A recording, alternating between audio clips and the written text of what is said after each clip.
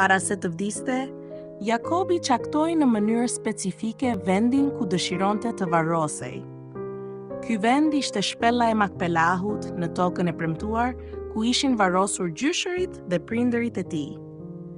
Kjo testament që Jakobi la ishte një mesazh i fuqishëm për fëmijët e tij se Egjipti nuk ishte vendbanimi i tyre i përhershëm dhe se ata duhej të ktheheshin patjetër në Kanaan.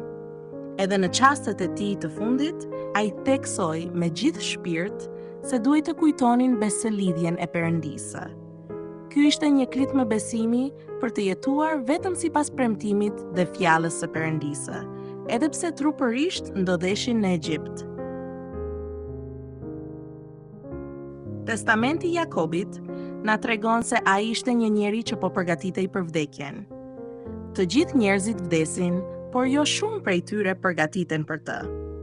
Jeta e dikujt që përgatitet për vdekjen ndryshon nga jeta e atij që nuk e bën këtë. Nëse përgatitemi për vdekjen, nuk do të jetojmë kot, por do të bëjmë një jetë edhe më besnike ndaj Zotit. Kjo ndodh sepse, pas vdekjes trupore, na pret një takim i përjetshëm me Zotin që na do aq shumë. Jakobi mbylli jetën e tij në këtë tokë.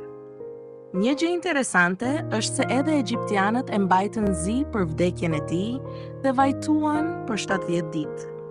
Ata vajtuan me respekt të madh, sikur të bëhej fjalë për vdekjen e një mbreti.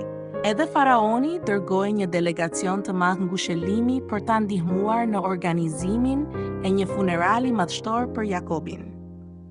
Fakti që egjiptianët vajtuan kaq shumë për vdekjen e Jakobit, i cili nuk ishte bashkëkombës i tyre, është një dëshmi se sa shumë respektohej Jozefi në atë tokë.